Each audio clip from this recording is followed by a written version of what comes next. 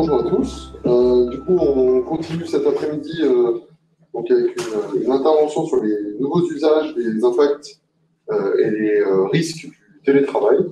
Donc, on est ravis d'accueillir deux personnes de chez OnePoint avec nous, donc Benjamin et Clément. Donc, tout d'abord, merci de nous recevoir pour cet événement. Ça fait très plaisir. C'est la deuxième année que je participe à cet événement. Donc voilà, c'est un moment sympathique. C'est un moment aussi où on peut partager certains de nos savoir-faire chez OnePoint et aussi parler des risques cybersécurité. Donc la cybersécurité, avec Clément, c'est notre métier. Donc on participe au sein de OnePoint à une communauté qui s'appelle Trust, donc une communauté qui est dédiée à la cybersécurité, on va travailler sur différents sujets, de la stratégie cybersécurité jusqu'à la mise en place opérationnelle des solutions.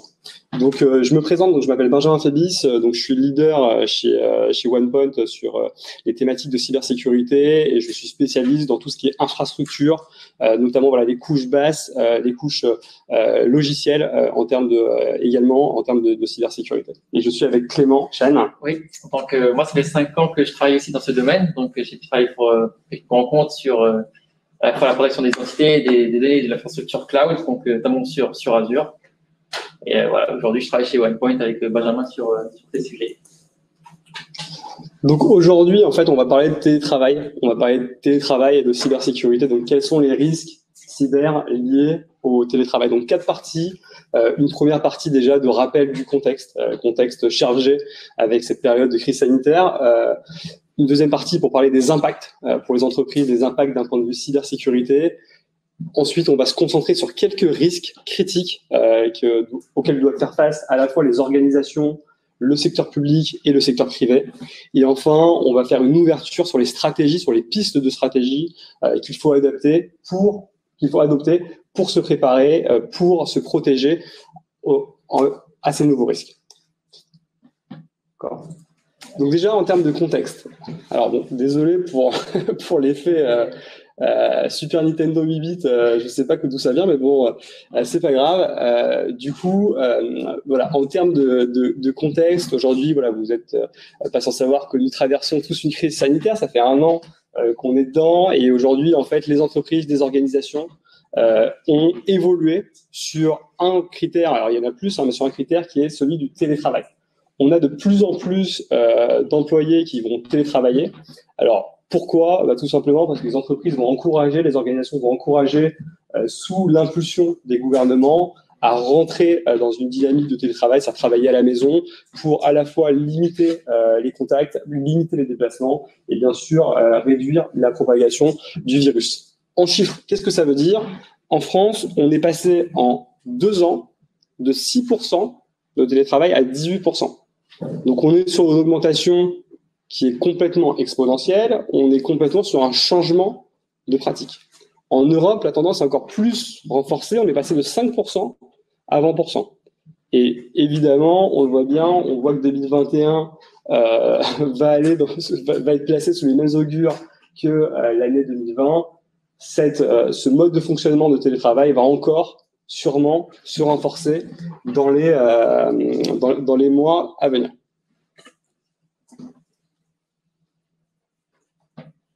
Ouais. C'est bon ? Oui. Ok, super. Donc du coup, télétravail aujourd'hui, ça peut quand même, et c'est l'objet de notre présentation, présenter un certain nombre de risques. Donc une illustration de ce risque, je ne sais pas si vous avez suivi, c'était il y a quelques mois, c'était un journaliste qui a réussi à rentrer dans une conférence Zoom qui réunissait l'ensemble des ministres de la Défense des États européens. Alors, comment il a fait pour rentrer dans cette conférence Zoom, qui évidemment, vous l'avez bien compris, ultra restreinte et aucun journaliste n'était invité, c'était quand même voilà, quelque chose de très privé. Tout simplement, en fait, ça vient d'une faille qui a été provoquée par la ministre néerlandaise de la Défense, qui a voulu communiquer sur les réseaux sociaux sur cet événement et qui a pris en fait un screenshot de la conférence Zoom pour dire nous sommes réunis tous ensemble pour travailler sur une stratégie de défense européenne. En partageant ce screenshot-là, elle a oublié d'enlever l'identifiant Zoom et un gros bout du mot de passe. Du coup, le journaliste, il a essayé 1 essai, 2 essais, sans essai pour le mot de passe, il a fini par le trouver. Et en fait, il est tout simplement arrivé sur cette conférence de télétravail complètement confidentielle. Donc voilà, donc ça c'est un des risques qu'on peut avoir, un nouveau risque du télétravail, c'est justement cette perte de confidentialité. Et également, le télétravail, c'est pas quelque chose qui s'improvise. Je sais pas si vous avez vu cette vidéo qui est hilarante, qui se passe aux États-Unis. C'est pareil, toujours une conférence sur Zoom avec sur un sujet qui est très, très sérieux, hein, parce que c'était voilà, dans une salle, sur une salle de cours pour délibérer un certain nombre de dossiers. Et en fait, il y avait juste un des juges qui ne maîtrisait pas nécessairement ces outils numériques et qui s'est retrouvé affublé d'un filtre de chat. Alors évidemment, le pauvre, il n'a pas compris très bien ce qui se passait. Du coup, il essaie de s'expliquer, de trouver des justifications. Et en fait, voilà, c'est une scène qui dure 2 minutes, qui est vraiment hilarante. Si vous ne l'avez pas vue, je vous la recommande.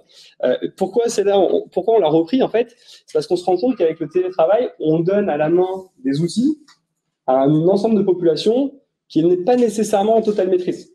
Et des outils qui sont très importants, des outils de télécommunication, des mailings, des logiciels, pour des populations qui ne sont pas ni sensibilisées, ni formées, et qui peuvent derrière avoir des mauvaises utilisations. Donc si on finit avec un filtre de chat, c'est parce qu'on ne verrouille pas son téléphone, on ne verrouille pas son ordinateur, et son enfant vient jouer, etc. Alors les conséquences ici sont humoristiques, mais elles auraient pu être bien sûr bien plus dramatiques. Alors, le télétravail a apporté un certain nombre de difficultés inhérentes, et ça on l'a vu dès les premières semaines. Donc en mars 2020, un petit retour dans le temps, dès les premières semaines, on a vu les différents problèmes qui pouvaient émerger. Zoom, utilisation massive de Zoom qui n'était pas du tout préparée pour cette utilisation-là. On a fait des pourcentages de progression qui étaient complètement délirants, et en fait on a vu qu'il y avait des vraies problématiques de sécurité. Des communications qui n'étaient pas chiffrées, des protocoles de sécurité qui n'étaient pas nécessairement en place, des installations automatisées de Zoom, voilà, un ensemble de processus qui en fait n'étaient pas du tout conformes aux besoins des entreprises. Une saturation également des équipements informatiques qui n'étaient pas prêts tout simplement à accueillir cette charge, accueillir cette nouvelle charge de télétravail, parce que vous savez bien que pour se connecter au monde de l'entreprise, quand on est à l'extérieur, il faut passer par des équipements, des passerelles qu'on appelle VPN, et les passerelles qui n'ont tout simplement pas supporté la charge, voire même voilà, des ralentissements du débit Internet à un niveau mondial. Et deuxième chose, c'est qu'on est dans une période qui est très, très agitée. Donc 2020-2021 ont été des périodes d'un point de vue cybersécurité complètement avec des chiffres en très nette progression sur tous les secteurs. On parle de volume de cyberattaques et qu'on parle également d'impact. Donc c'est pas pour rien si aujourd'hui on voit des discours comme celui de notre président il y a quelques semaines qui annonce un grand plan de cybersécurité, parce que derrière, il y a une réalité du terrain, il y a une réalité économique, il y a une réalité pour les entreprises, avec un contexte de plus en plus dangereux. Et toutes les semaines, on a des actualités d'une cyberattaque, que ce soit des hôpitaux, que ce soit des sociétés dans le monde de la santé, ou que ce soit des sociétés auxquelles on a plus l'habitude de plus mainstream, on va dire, qui ne sont pas nécessairement liées au Covid-19, mais qui vont se faire attaquer. Donc une actualité très chargée. Et en fait, 2021-2020, avec ce contexte de cybersécurité, qui est de plus en plus important, va imposer aux organisations, qu'elles soient publiques ou privées, de se réinventer d'un point de vue de cybersécurité, de se réinventer pour faire face à une crise. Une crise longue, hein, une crise qui va durer 1-2 ans, une crise sanitaire, pour faire face également à l'essor du télétravail, mais également pour faire face à cette augmentation en volume, cette augmentation en impact des cyberattaques. Donc du coup, quels sont les risques exactement qui pèsent sur les entreprises vis-à-vis du télétravail? Donc en fait, les risques, il y en a plusieurs. Déjà, les premiers risques, c'est qu'on est sur une intermédiation des communications. Donc, on ne communique plus avec ses collègues. Alors là, on a la chance de se voir, et je suis content d'ailleurs d'être dans une salle avec du monde, c'est très agréable. Mais voilà, on est quand même depuis quelques mois dans une situation d'intermédiation. On communique via des visios, on communique via des mails, on communique via des chats. Donc, on dématérialise complètement la communication. Alors, dans une communication standard où on va avoir un certain nombre de moyens de s'assurer que notre interlocuteur est bien le bon, on reconnaît sa voix, on reconnaît son visage il reconnaît les personnes. Dans un monde numérique, c'est beaucoup plus compliqué d'authentifier les personnes. Et du coup, évidemment, il y a beaucoup de des pirates qui vont jouer là-dessus pour justement chercher des brèches. C'est ce qu'on appelle le phishing. Le phishing, c'est-à-dire se faire passer pour autrui, pour essayer de récupérer soit des informations, ou alors pour forcer la main à l'interlocuteur pour qu'il réalise une action qui va derrière impacter son système d'information ou ses données. Donc ça, c'est un des risques. Un deuxième risque, c'est une ouverture. Une ouverture, pourquoi? Donc, juste un petit rappel des chiffres, on parlait de 5% de télétravail à 20%. On a un changement drastique, on a un changement structurant de positionnement vis-à-vis de la sécurité et du cloisonnement du système d'information. On passe d'un monde où le télétravail était une exception à gérer à la marge ou à un monde où c'est une systématisation. Et il faut repenser les architectures de sécurité pour justement accueillir ce nouveau monde. Alors, il y a certaines sociétés qui ont fait il y a très longtemps, donc pour ne pas les citer, voilà, les Américains, Google avec le projet Beyond Corp qui avait déjà en 2015 senti cette vague venir, avait mis en place une architecture dédiée pour se dire qu'il n'y avait plus de SI interne, on n'avait que des gens à droite à gauche dans le monde qui accèdent au SI. Toutes les organisations n'ont pas encore franchi ce pas. Et du coup, cette ouverture du SI avec des VPN, avec des accès externes, va apporter un nouveau challenge de sécurité. Également, des partenaires. Aujourd'hui, cette crise, elle ne peut être traversée qu'à travers la coopération. Qu'à travers la coopération, c'est-à-dire en utilisant les savoir-faire dont disposent d'autres acteurs pour surmonter cette crise. Zoom en est le bon exemple. On a un besoin massif de visioconférence, on n'est pas nécessairement avant. Zoom est facile à déployer, il est rapide à déployer. On va le déployer. Donc les écoles, les universités ont fait un usage massif de Zoom parce que c'était une solution de partenariat qui permettait tout de suite d'acquérir une brique qui était manquante. Donc on va ouvrir le scope de partenaires, on va ouvrir le scope de partenaires sur le système d'information, mais ce qui va aussi générer de nouveaux risques. En acceptant de travailler avec Zoom, nous acceptons aussi les risques de la plateforme Zoom. Et enfin, on a une accentuation. Pourquoi une accentuation? On connaît déjà les risques d'une attaque cyber dans une organisation.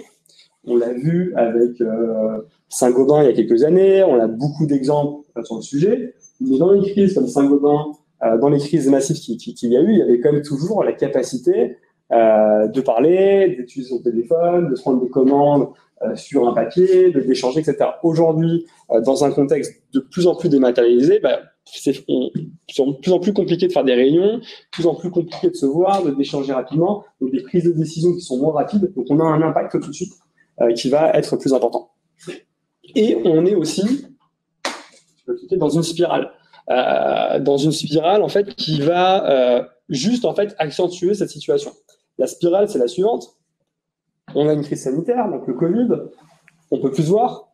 Du coup, on télétravaille.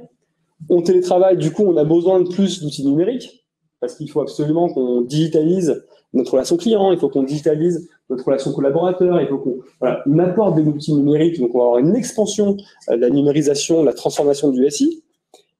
On va avoir de plus en plus de partenaires et donc, in fine, en fait, en étendant la surface, on étend aussi la surface de risque et on devient plus potentiellement ouvert pour une faille. Donc voilà, vous comprenez un petit peu la mécanique qui se greffe et les pirates, ils ont bien compris ça et du coup, c'est ce qui explique aussi la multiplication de ces cyberattaques en ce moment. C'est qu'on est sur un changement de paradigme, une numérisation massive qui n'a pas eu le temps d'être complètement maîtrisée et du coup, vraiment des surfaces d'exploitation très très fortes pour les hackers.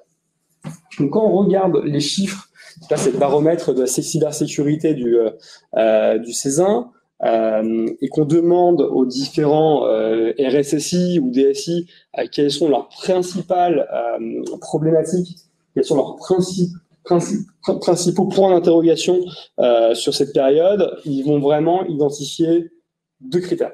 Ils vont dire, pour 35%, c'est l'augmentation cyber qui va être liée à la crise sanitaire, c'est-à-dire l'utilisation de la crise sanitaire qui va augmenter la surface d'attaque. Et le deuxième point, c'est la généralisation du télétravail. Donc ça, ces chiffres-là sont très importants Parce que ça montre bien qu'aujourd'hui, la cybersécurité et le contexte cybersécurité sont vraiment liés à ces deux événements. Cette crise sanitaire, ce télétravail. Et c'est pour ça, justement, qu'on va vous présenter plus en détail les différents risques du télétravail et comment aussi s'en prémunir. Si on regarde aussi les impacts des cyberattaques sur les entreprises, c'est deux impacts principaux. Le premier étant la perturbation. Les entreprises, ce qui les inquiète le plus, c'est la perturbation de leur activité. Vous faites attaquer aujourd'hui, vous êtes un hôpital, votre système de gestion des patients est chiffré. Alors, qu'est-ce qui vous embête le plus entre payer une rançon ou ne plus pouvoir gérer de flux de patients pendant 2 semaines? Et il y a une vraie question. Et d'ailleurs, on le voit bien qu'ici, la perte de revenus est aussi très importante, mais elle est moins importante que cette perturbation. Donc, on a vraiment l'impact des entreprises aujourd'hui, si elles ne veulent pas être perturbées, elles doivent continuer à fonctionner, elles doivent survivre. Et pour survivre, elles sont parfois prêtes à payer des rançons pour se protéger. Donc, voilà aujourd'hui le contexte. Alors, désolé s'il n'est pas nécessairement très gai, mais en tout cas, il faut faire avec. Et du coup, pour bien aussi comprendre le contexte, il faut comprendre les grandes tendances en termes d'attaquants et de défenseurs. Alors, là aussi, il y a des changements qui sont massifs. Du côté des attaquants. Alors, bon, ça, vous êtes tous déjà au courant. Aujourd'hui, le hacker qui est seul dans son garage et qui trouve une faille, ça existe, mais ce n'est plus la majorité. Aujourd'hui, les hackers sont organisés. Alors, bien sûr qu'ils ont des réseaux parallèles, hein, c'est pas des entreprises qui sont déclarées, etc. Évidemment, ce sont quand même on est quand même dans des réseaux parallèles, mais des réseaux parallèles qui sont organisés. Et qui sont organisés de telle façon qu'aujourd'hui, si on regarde une des grandes attaques qui sont les ransomware, on va en parler, Clément va en parler dans le détail juste après, si on regarde une des grandes structures d'attaque, aujourd'hui, on parle beaucoup de ransomware as a service. Qu'est-ce que ça veut dire ransomware as a service? C'est un schéma qui est très simple. Ça veut dire qu'on va avoir des acteurs qui vont créer des outils, qui vont faire des ransomware, qui vont les exploiter, qui vont faire du service après-vente, etc. et qui vont vendre ces outils à des hackers qui, eux, vont les utiliser. Et donc, comment ça marche en fait? Les hackers, ils vont utiliser des services, ils vont faire des rançons, et ils vont donner une partie de leur rançon à l'outil qui exploite le ransomware. Donc, on est vraiment dans une économie en fait. On est dans une économie là aussi où on va utiliser un certain nombre de produits disponibles, des produits SaaS, pour aller les utiliser, attaquer les entreprises. Et donc ça, comme toute collaboration, une fois qu'il y a de la collaboration, on crée des organisations. Une fois qu'on crée des organisations, on a une possibilité, un impact qui est beaucoup plus fort. Deuxième chose, toujours sur le mythe du hacker dans le garage. Alors pourquoi pas un garage? Mais souvent, ce ne sont pas un hacker, mais des hackers. Donc il y a des systèmes, des systèmes de collaboration. Il y a des équipes qui se créent, c'est un marché qui est très lucratif. Si on regarde la totalité de l'argent récolté par les cyberattaques, on est sur des quasiment presque 10 000 milliards de dollars. Donc on est ça représente des économies, ça représente quasiment 4 fois le PIB d'un pays comme la France. Donc c'est énorme évidemment. Et pour ça, on s'organise. C'est florissant et donc on va se mettre dans des dynamiques qui sont on va se mettre dans des dynamiques de groupe, on va travailler en équipe avec une organisation, des objectifs, des meet-ups, des réunions, l'amélioration continue, etc. Donc on va avoir une structuration de l'attaque. Et enfin, en termes de contextualisation, on est de plus en plus précis. Vous aviez peut-être reçu dans vos entreprises respectives ou organisations il y a quelques années des mails de phishing qui étaient mal écrits, avec des fautes d'orthographe, avec des approximations sur votre position, votre nom. C'est de moins en moins le cas. Aujourd'hui, on est de plus en plus perfectionné. Les fautes d'orthographe, de grammaire, on les voit de moins en moins. On arrive aussi sur des très bonnes compréhensions des organisations. On est souvent sur des attaques en palier. Ça veut dire qu'on fait des attaques pour réunir un certain nombre d'informations, pour derrière aller attaquer, pour derrière aller chercher plus gros. Donc on est vraiment sur cette contextualisation, sur cette on rentre dans vraiment des façons de faire de plus en plus détaillées. Et d'un point de vue défenseur, là aussi on essaie de travailler en équipe. Donc là Macron avec le campus cyber qui en fait ouvre une collaboration privée-publique. Donc un grand campus qui va réunir à la fois les acteurs du public et les acteurs du privé pour essayer de mieux réagir à cette menace. Une structuration de la cybersécurité à un niveau interétatique, notamment avec la création de l'ENISA côté Union européenne. Et d'ailleurs, on a récupéré beaucoup de chiffres de la part de cette organisation-là qui fait des études très intéressantes sur les différents sujets d'actualité. Et également, on espère de plus en plus de coopération internationale de pays.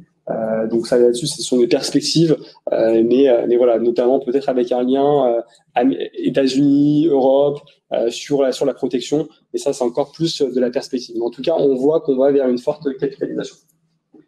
Je vais laisser la parole à Clément sur quelques risques. Zoom sur quelques risques. Ouais. Donc, merci Benjamin pour cette présentation. Donc nous, on va se focaliser sur quelques risques. Donc deux principaux qui sont les deux principaux cités par le gouvernement en fait. Donc sur donc cyberviolence.gouv.fr qui est un site donc de l'État qui recense les plus grandes attaques du moment. Donc comme l'a si bien expliqué Benjamin au début, donc aujourd'hui on a une intensification du télétravail et donc les cybercriminels vont donc chercher à exploiter donc les failles donc avec vraiment l'ouverture des entreprises, la réorganisation et les nouveaux outils qui sont utilisés par ces boîtes pour exploiter des nouvelles failles en fait qui n'étaient pas là jusqu'à présent.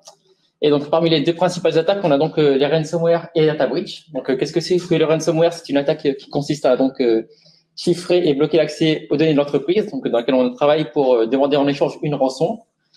Et le data breach, donc c'est une attaque qui consiste donc à dérober des données pour ensuite les vendre ou les faire chanter ou les diffuser pour faire de la nuisance à l'entreprise. Donc comment s'y prémunir et comment est-ce qu'elles arrivent, c'est ce qu'on va voir dans un second temps.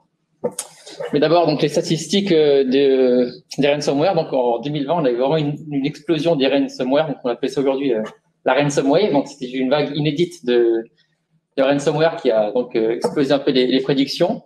Donc on estime à plus de 10 milliards d'euros les coûts en 2020 uniquement, le coût pour ces attaques.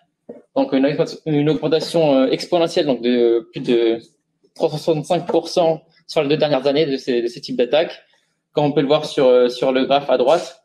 Donc c'est un type d'attaque qui continue à monter et qui a pu atteindre quasiment 20 milliards de dollars d'après les sources. Donc la première qui vient de l'UNISA et la deuxième qui est une source depuis un site américain. Donc on voit que c'est très difficile à estimer donc les pertes liées à les coûts liés à ces ransomware, parce que ça comprend pas mal de facteurs qu'on verra par la suite, mais parmi ces victimes, on a énormément de boîtes, dont des très grandes, dont Microsoft, dont SolarWinds, Soprasteria et dans tous les domaines, donc que ce soit public, donc avec les hôpitaux, domaine bancaire avec Randstad et autres, et des sociétés spécialisées notamment dans les conceptions de informatique comme Cisco et autres. Donc personne n'est à l'abri de ces attaques.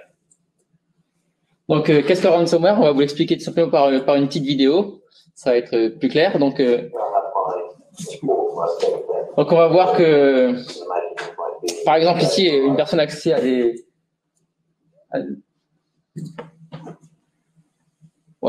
donc une personne a accès à diverses données donc de son entreprise, donc de ses fichiers à lui. On va voir donc qu'il va accéder à des fichiers, donc par exemple le PNL de l'entreprise, donc le profit and loss, qui est un document qui va lister donc les chiffres d'affaires et les pertes de son entreprise, donc un document qu'il faut garder confidentiel. Ce document donc qui est un document qui ne doit pas tomber entre les mains des cybercriminels. Donc cette personne va recevoir un ransomware. Donc ici ça va être un phishing par email qui va donc contenir une pièce jointe. C'est pour vous montrer le fonctionnement, mais bien sûr ces ransomware sont beaucoup plus poussés aujourd'hui. Donc en ouvrant cette pièce jointe, la personne va donc ouvrir un fichier donc ici qui s'appelle Annual Report, et donc il va prendre du temps à se voir qu'il va y avoir tout un programme derrière. Ce n'est pas juste un fichier Excel, et tout un process va suivre pour chiffrer toutes les données de la personne, de son ordinateur. Et on va voir que par exemple celui-ci va ouvrir une image où on tombe sur une page qui va forcément lui dire que les données sont plus accessibles et qu'il faut payer. Donc, on va voir ensuite que la personne du coup n'a plus accès à ces données de son ordinateur.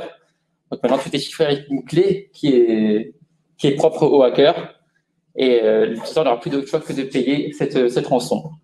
Donc sur le fonctionnement, c'est comme ça que ça marche, c'est que par un moyen ou un autre, un attaquant va réussir à infiltrer le réseau et les données de l'entreprise pour chiffrer les données, bloquer les accès et donc l'utilisateur n'a plus qu'un lien qui est disponible pour donc retrouver ces données donc qui sont pour l'entreprise.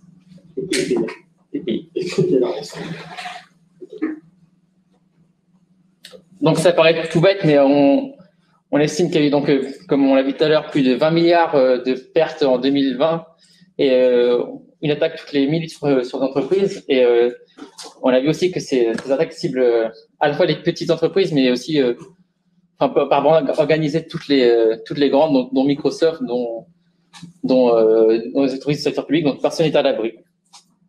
Donc comment s'y prémunir? La première chose, comme on l'a vu sur la vidéo, c'est que l'être humain est la première porte d'entrée de ces ransomware. Donc la première chose à faire, c'est vraiment les sensibiliser. Donc par des événements, comme aujourd'hui les Cyber Days, donc vraiment sensibiliser les utilisateurs. De par des design sessions, aujourd'hui donc des formations un peu plus élaborées avec donc, par exemple, des techniques d'immersion, donc des escape games sur la cybersécurité, etc. Donc des communications personnelles, donc avec des flash news et des newsletters et autres, des formations sur la cybersécurité avec par exemple, des tests sur qu'est-ce qu'un phishing, qu'est-ce qui n'est pas. C'est beaucoup plus dur que ce qu'on peut penser. Et d'autres live tests, donc avec des démonstrations de comment marche un ransomware sur son PC, etc. Donc, comme on l'a vu sur la vidéo, en fait, la première porte d'entrée, ça reste le phishing aujourd'hui, car c'est quelque chose de très facile à mettre en place, mais de très efficace. Il faut pas croire. Donc, pourquoi? Donc aujourd'hui, on peut dire qu'à cause de l'infobésité, donc qui est vraiment la submersion des utilisateurs par l'information. Donc, par exemple, moi, je suis rentré de vacances hier, j'avais plus de 300 mails dans ma boîte mail. J'ai tendance à passer très vite et à pas faire moins attention à tout ça. Et même en passant les 50 derniers phishing, en les détectant, il se peut qu'un mail me passe comme ça sous le nez et que j'ouvre la pièce jointe. Et c'est terminé, en fait. Il suffit d'avoir une erreur pour s'en rendre compte. Donc, le phishing, c'est vraiment quelque chose de très, très important à comprendre et à voir. Donc, les meilleurs moyens de se prévenir, c'est d'abord donc d'être sensibilisé à ça, mais aussi d'avoir donc des outils, donc des passerelles anti-phishing et anti-spam, donc qui bloquent les domaines inconnus, etc.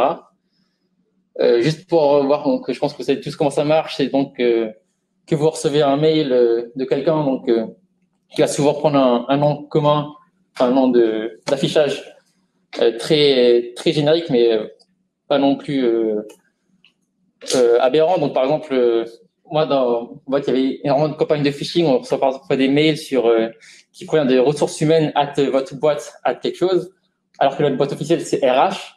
Donc, des noms très subtils. Derrière, ils vous demandent, par exemple, que votre demande de congé, ou il vous reste tant de jours de congé à prendre avant la fin de l'année, donc avec un lien. Si vous ne vérifiez pas l'URL de ce lien en passant votre souris dessus, vous pouvez cliquer et à ce moment-là, ça vous redirige vers un malware. Donc, c'est très facile de se faire avoir. Il faut faire très attention.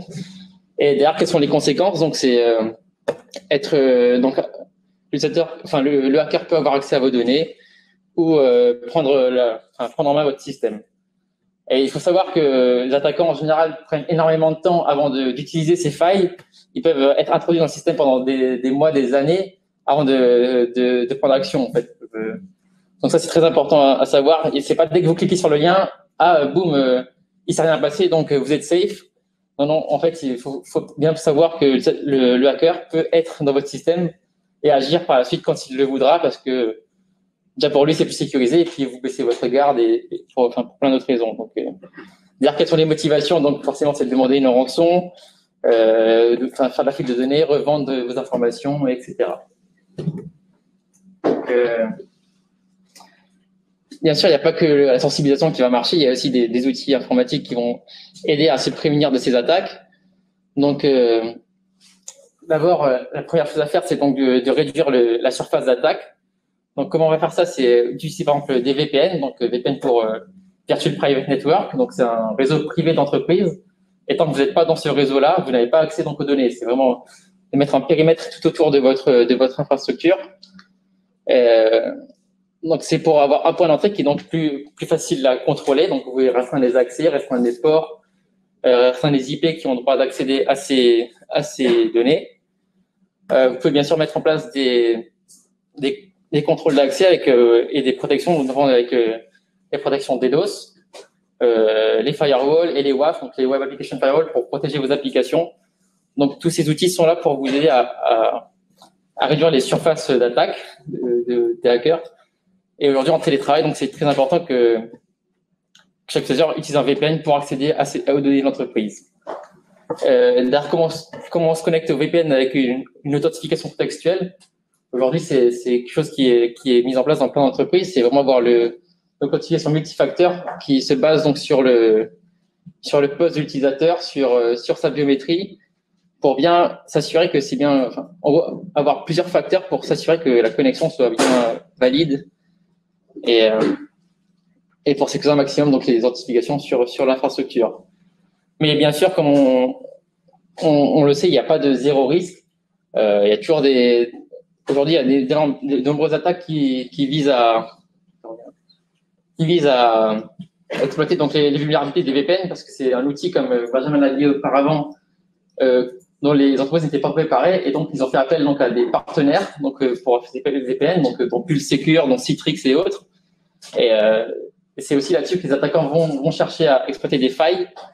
Donc on voit par exemple que l'année dernière, avec la révélation d'une faille sur un VPN Citrix, il y a eu énormément, donc de 492 000, un pic à 492 000 tentatives de connexion qui ont été bloquées par Symantec.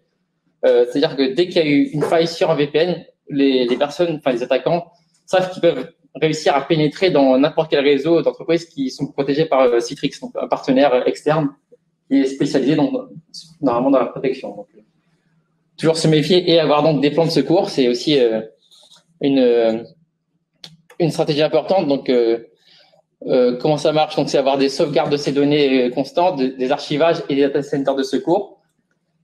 Ou sinon se tourner vers le cloud aujourd'hui qui permet de faire ces actions par service. Donc, avec des outils, des backups de services, etc. Donc, on paye pour que les partenaires donc répliquent nos données. Et c'est très important, on l'a vu notamment avec le cas du data center d'OVH qui a brûlé. On ne peut pas faire confiance aveuglément au cloud.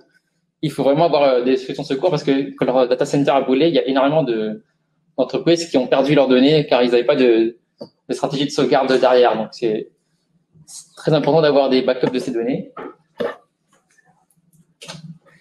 Et enfin, comment se protéger? Donc, avoir un EDR derrière. Donc, c'est un peu un antivirus nouvelle génération. Donc, comment marchait un antivirus avant? C'était qu'il était téléchargé, qu'il se mettait à jour sur Internet en téléchargeant les derniers virus connus et qu'il s'est protégé contre cela. Aujourd'hui, c'est assez obsolète car les EDR, car les attaquants inventent de plus en plus de nouvelles attaques. Et aujourd'hui, donc, on est passé aux EDR, donc qui veut dire Endpoint Protection Response, Detection Response, pardon, et qui va donc en protégeant les endpoints, donc les terminaux, détecter les nouvelles menaces en se basant sur de l'IA et de la threat intelligence pour analyser les comportements et voir si dès qu'il y a un endpoint qui se comporte de façon anormale, donc par exemple s'il y a un malware sur un endpoint, il va tout de suite le détecter et le bloquer. Et donc c'est aujourd'hui une des solutions pour se prémunir donc des risques et les bloquer automatiquement. Donc sur la deuxième situation, sur la deuxième attaque, sur les data breach. Donc en fait c'est une exposition majeure des données, donc c'est une fuite de données qui en 2020 a explosé aussi. Donc notamment à cause du contexte actuel. Et comme le montrent les chiffres, donc on a eu en 2019 et 2020 énormément de dossiers qui ont été perdus. Donc comme les chiffres le montrent, c'est pas forcément le nombre de violations qui augmente, parce que les attaquants sont toujours là, mais c'est plus la puissance de leurs attaques. Et on voit en 2020 que 36 millions de dossiers de données ont été leakés, ont été partagés donc sur le darknet ou autre. Ces données donc sont visent à peu près tout pareil comme les attaques tous les secteurs, donc les secteurs privés, donc les hôtels comme Marriott ou MGM Resorts, les réseaux sociaux comme YouTube, TikTok, etc. Mais aussi au niveau gouvernemental avec des organisations anti-russes qui ont fait plusieurs attaques sur les États-Unis et autres, donc qui ont pu exfiltrer pas mal de données, notamment sur les votes et autres. Donc qu'est-ce que c'est globalement? C'est qu'une bonne organisée va essayer d'infiltrer les données de l'entreprise par divers moyens, donc par les applications. Par exemple, donc comme vous connaissez donc avec les attaques des DOS, les cross-scripting, etc. Donc des attaques classiques qui vont tenter à pénétrer dans une application. Les systèmes et les serveurs via des virus, des malwares, etc. pour entrer. Il y a les partenaires, donc comme on l'a vu sur les VPN avec en exploitant les failles des partenaires, donc sur Citrix, sur Pulse Secure, etc. Il y a pas mal d'attaques qui ont. C'est pour ça qu'il y a des patchs réguliers qui sont faits. C'est parce qu'il y a toujours des vulnérabilités qui sont exposées et donc les criminels vont attaquer donc ces chemins. Et enfin par les employés donc qui sont mal sensibilisés, qui sont mal formés, qui sont parfois pas assez vigilants via des phishing ou autres. Tous ces chemins sont vraiment des ports d'entrée pour les attaquants. Et comme j'ai dit plus tôt, il suffit d'une seule porte d'entrée, enfin d'un seul moment d'inadvertance pour être dans le système. Et une fois que vous êtes dans le système, c'est plus ou moins terminé pour les données. Donc, comment se protéger de ces fuites? Donc, il y a des outils aujourd'hui qui sont spécialisés dans la protection de ces données. Donc, comment se marchent ces outils? Donc, c'est par la détection de données sensibles. Donc, c'est très important pour les entreprises de savoir où sont vos données. Donc, il y a des outils comme des scanners, etc., qui permettent de scanner tous vos fichiers PDF, Word, images, etc., pour détecter donc des mots-clés, des regex, comme des cartes bancaires, des cartes d'identité, enfin des données personnelles. Et donc, c'est important de savoir où sont vos données, déjà, faire un inventaire de vos données sensibles. Ensuite, ce qu'il faut faire, c'est les classifier, donc de plusieurs niveaux. Donc, il est possible de taguer des données avec des niveaux donc, de considérer différents, donc comme public, confidentiel, données secrètes, etc. Ensuite, les protéger, donc appliquer du chiffrement, des restrictions d'accès et des restrictions de partage sur ces documents. Donc, là, on rejoint tous les outils DLP et du coup de chiffrement pour que une personne externe qui n'a rien à voir avec ces données ne puisse pas accéder à ces documents, même si l'attaquant est par exemple entre dans votre système, il ne pourra jamais lire le document s'il n'est pas authentifié pour le lire. Et enfin, ce qui est important, c'est de bien surveiller ces données sensibles, donc via des outils, donc des SIEM, etc., pour voir s'il n'y a pas des pics de partage de données, des pics de téléchargement et autres. Donc, il faut savoir sur le cloud aussi. Ce qui est important, c'est pas parce que vos données sont sur le cloud et chiffrées, par exemple sur SharePoint ou autre, que vous êtes à l'abri d'une fuite de données. Donc, lorsque vous choisissez un modèle cloud, donc dépendant du modèle que vous choisissez, donc IaaS, donc infrastructure as a service, plateforme as a service ou software as a service, vous avez différentes responsabilités qui sont partagées avec votre fournisseur cloud. Et donc, par exemple, dans le cas d'OVH, le data center qui a brûlé, vous n'êtes pas responsable de vos infrastructures lorsque vous partez sur le cloud public, mais vous restez responsable de vos données. Donc, si vous n'avez pas de plan de secours ou de backup, ça reste une responsabilité qui est partagée. Et donc, il est essentiel de bien comprendre ces modèles de responsabilité pour se prévenir d'une fuite de données. Et enfin, pour clôturer ce sujet, il faut, comme je l'ai dit au début, bien mettre l'utilisateur au centre de ces attaques. Donc, en fait, il faut bien les former, parce que ça reste donc des points de vulnérabilité. Il y a leur boîte mail, il y a leurs accès, etc. Et comment se prévenir donc les attaques. Donc, c'est par exemple avec ici quelques exemples avec des sites, donc Have I Been Pwned ou gestionnaire de mot de passe qui permettent de prévoir que vous n'êtes pas exposé et notamment des outils comme si Lorenzo en parlait avec Benjamin, qui sont des outils donc qui sont des partenaires qui vous permettent de savoir si votre nom ou votre mail a été partagé sur le darknet ou le dark web pour savoir si vous n'avez pas déjà été exposé à une fuite. Donc, c'est important de savoir parce qu'en fait, même si vous avez été hacké, c'est pas écrit vous avez été hacké en gros sur votre écran. C'est quelque chose qu'il faut rechercher par soi-même et voilà. Donc, l'intérêt de faire des recherches en continu là-dessus. Ouais.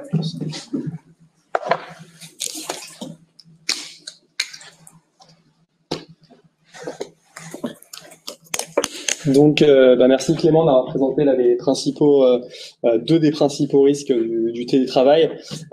Du coup, maintenant, l'idée, c'est de faire une ouverture. On n'aura pas évidemment toutes les réponses sur cette protection, mais au moins donner des éléments d'ouverture, de stratégie pour se protéger dans ce contexte de télétravail. On a aujourd'hui déjà des observations du terrain qui font que en fait, cette transformation ne va pas être si simple que ça. Elle va pas être si simple parce que déjà, on a un manque très important de talent en cybersécurité. Donc c'est pour ça aussi que les écoles sont très importantes et que les stratégies énoncées par notre président sont d'autant plus importantes aujourd'hui. C'est qu'on a besoin de talent en cybersécurité pour pouvoir mettre en place des stratégies de protection. Aujourd'hui, on a quand même des utilisateurs, on l'a vu au début de la présentation, qui sont pas encore prêts nécessairement pour ce nouveau mode full numérique, full télétravail, et donc qui sont en fait des portes d'entrée des attaques. On a des nouvelles technologies de visioconférence, de travail à distance, de dématérialisation des processus qui viennent élargir cette surface d'attaque, et on a des nouvelles menaces. Donc ça, c'est un petit peu les freins qui vont freiner nos stratégies, mais pour autant, ça ne va pas nous empêcher d'aller de l'avant. Et aujourd'hui, nous, on voit 4 piliers du monde d'après.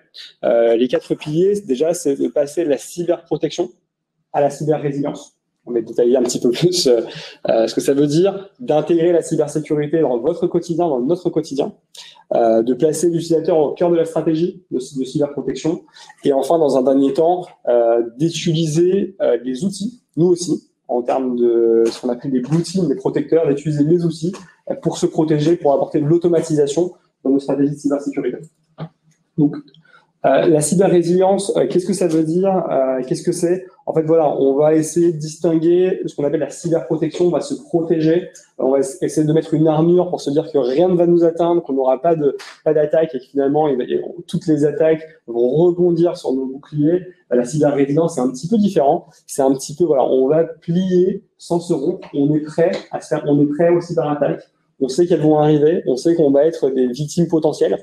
Pour autant, on va tout faire en sorte pour déjà, réagir vite et pouvoir continuer à survivre malgré ce contexte de cyberattaque qui va être le plus tendu. Donc cette notion de cyber-résilience, elle est un petit peu pessimiste, mais c'est aujourd'hui ce qu'on encourage les entreprises et les organisations à aller chercher pour justement pouvoir survivre, pour pouvoir continuer dans un contexte aussi présent en termes de cybermenaces. Donc, cyber-résilience, les piliers, c'est identifier les entreprises qui n'ont jamais subi de cyberattaque sont celles qui ne les ont pas détectées. Voilà. C'est la première chose qu'il faut savoir. Donc, identifier les attaques, se protéger, faire au mieux, et essayer de mettre le maximum de couches de sécurité pour que ces attaques soient de plus en plus difficiles à faire. Enfin, les détecter une fois qu'elles sont présentes, les résoudre rapidement, bien communiquer, résoudre vite, automatiser un maximum les actions de résolution, et enfin récupérer, ça veut dire revenir dans une situation nominale et également apprendre des situations. Donc c'est ça qu'on appelle la cyber-résilience, c'est ce cycle continu d'attaque et de récupération, de protection, attaque, récupération. Ça, on va pas le faire parce qu'on n'aura peut-être pas le temps. Mais du coup, intégrer la cybersécurité au quotidien, ça aussi, c'est un effort extrêmement important. Vous l'avez vu tout à l'heure dans la vidéo, la personne qui s'est fait attaquer, c'était un comptable. C'était pas un ingénieur cybersécurité rompu aux techniques des ransomware qui s'est exécuté un script Python sur un serveur Linux. D'accord ? C'était un comptable qui a cliqué sur un mauvais lien et qui derrière a été victime d'une cyberattaque qui peut avoir des conséquences désastreuses pour l'entreprise. Donc, mettre la sécurité au centre, ça reste un des points les plus importants. Former, sensibiliser, intégrer les gestes barrières du numérique au quotidien. Ça fait partie de votre stratégie cyber. Et là, on n'a pas le temps de le mettre, mais il y a une vidéo qui est assez sympa, qui a été mise en place par l'ANSSI, qui reprend un petit peu le bureau des légendes, les personnages du bureau des légendes, pour justement faire cette sensibilisation sur les gestes du quotidien. Donc, si vous avez le temps, je vous recommande de la regarder. Elle est à la fois rigolote et en même temps aussi assez instructive. Okay, tu peux y aller. Donc, toujours, voilà, en termes de sensibilisation, on a toujours ce contexte d'homme qui doit être le maillon fort de la cybersécurité. Aujourd'hui, on a seulement 40% des entreprises qui pensent être préparées pour une cyberattaque. C'est peu, compte tenu du contexte et compte tenu des chiffres qu'on vous a présentés au début. On a 40% des employés aussi qui ne respectent pas les pratiques de cybersécurité de leurs organisations. Et aujourd'hui, on considère que n'importe quel employé a accès à environ 1000 données sensibles de son entreprise. Donc, tous les utilisateurs, tous les employés, tous les fonctionnaires ont accès à de nombreuses données et donc doivent être un des maillons forts dans la stratégie cybersécurité. Et le dernier point de cette stratégie de cybersécurité à mettre en place dans un contexte de télétravail, c'est aussi de faire confiance aux outils. Alors, faire confiance, ça ne veut pas dire faire confiance aveuglément. Vous avez compris que c'était l'humain et la technologie, mais c'est de les utiliser au mieux. D'utiliser notamment les capacités d'automatisation très fortes qu'on a aujourd'hui pour apporter à l'aide de ces outils de nouveaux mécanismes de protection, pour détecter à la fois des opérations de fraude. Donc aujourd'hui, avec le big data, avec le nombre de données qu'on est capable de récolter, on est capable de détecter des transactions anormales, des transactions qui ne sont pas habituelles, et donc de les intercepter, de détecter des vulnérabilités. Quand on parle d'un gouvernement, quand on parle d'un ministère, quand on parle d'une entreprise, des serveurs, vous en avez souvent des centaines, des milliers. Évidemment, c'est très compliqué à la main de faire des audits. Donc là-dessus, de bien reposer sur la capacité d'outillage des robots pour scanner un parc et pour vérifier que tout est bien au niveau de vulnérabilité. Détecter en temps réel les intrusions.